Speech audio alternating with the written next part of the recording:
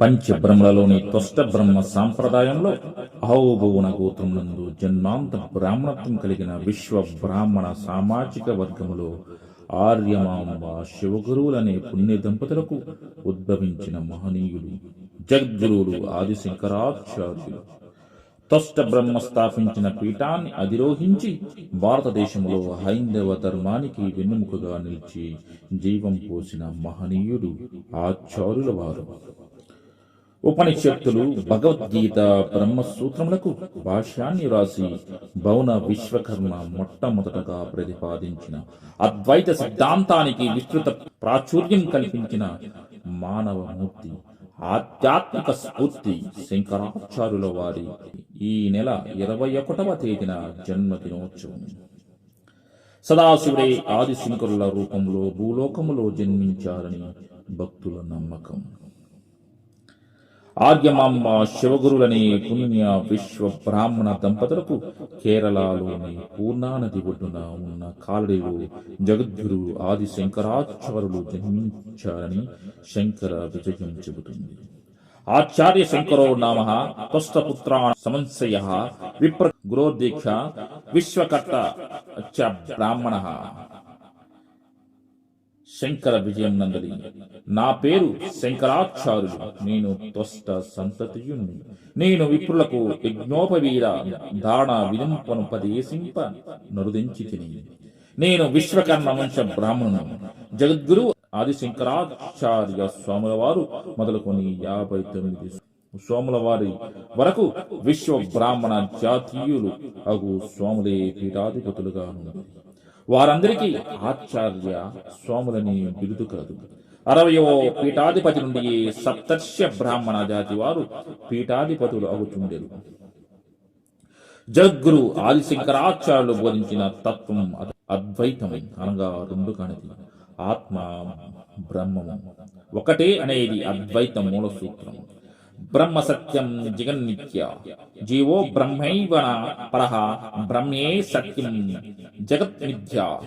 జీవనముకు బ్రహ్మణముకు భేదము లేదు.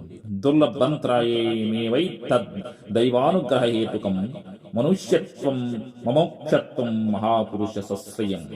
వేకతురామణి. లోకములో 3 దుర్లభమైన విషయములు ఎంతో ప్రయాసపడితే తప్ప సాధింప వీలు కానివి.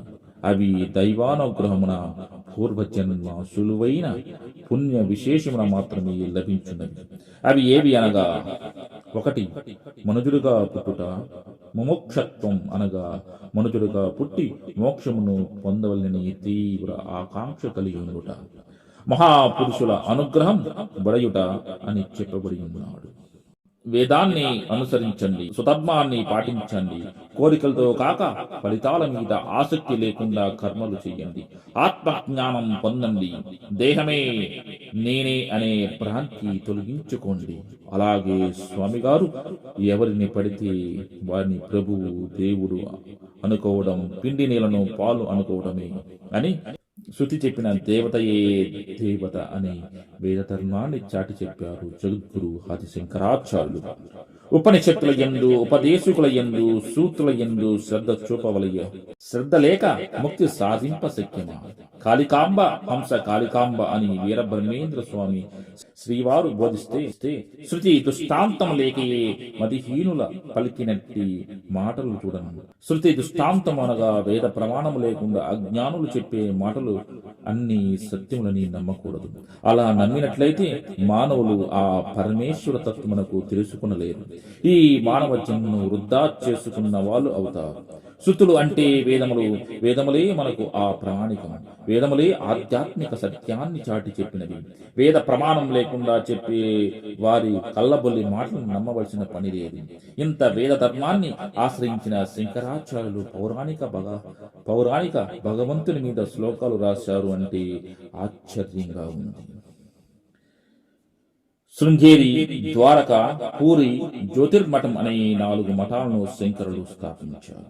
అవి శంకరుల సిద్ధాంతానికి, హిందూ ధర్మానికి 4 దిక్కుల దీపస్తంభంలాగా పనిచేస్తాయి. స్వామివారి రచించిన అనేక బోధనలో ముఖ్యమైనవి. వాటిలో 1 ఆత్మజ్ఞానం, బ్రహ్మజ్ఞానం. దీనివల్ల మానవులకు మోక్షం కలుగుతుందని ప్రబోధించారు. జీవుడే దేవుడని సత్యాన్ని ప్రపంచానికి చాటి చెప్పారు.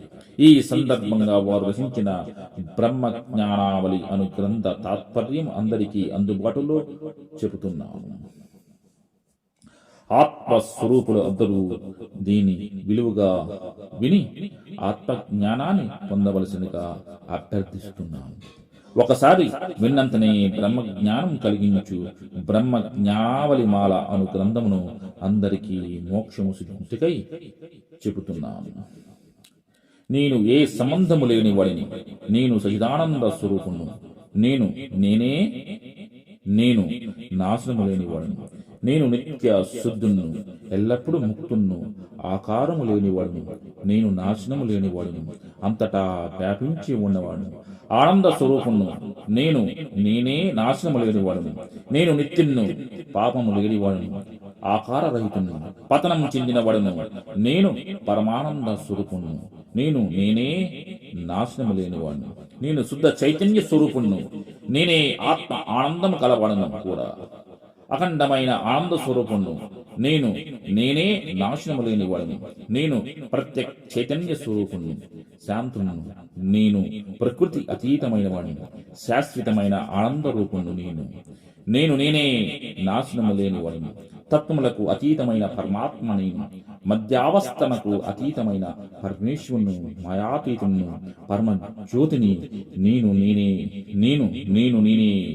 నాశనము లేనివాడును, నా రూపములకు అతీతుడు నేను, చిదాకారం నేను, చ్యుతి లేని వాడును, సుఖరూప స్వరూపును, నేనే అవ్యయును, మాయా మరియు దాని కార్యములైన శరీరార్థులను నాకు ఎప్పుడు లేనే లేవు, నేను స్వయం ప్రకాశకును, నేను అవ్యయును, సత్వ రజోస్తమో గుణములకు అతీతును, నేను బ్రహ్మ మొదలైన వారికి సాక్షిని, అంతమైన ఆనంద రూపంలో నేను నాశనము లేనివాడును, నేను అన్నిటిలోనూ ఉన్నవాడును, కుటస్థుడు అన్ని చోట్ల పోవువాడును, పరమాత్మ స్వరూపును, నేను అవ్యయును, సుఖ దుఃఖములు మొదలైన ద్వంద్వములకు సాక్షి నేనే, చలించని వాడును నేనే, సనాతనులను, అన్నిటికీ సాక్షి అయి ఉన్నవాడు నేనే నాశనం లేనివాడును, ప్రజ్ఞానము మూర్తిభిమించిన వాడును,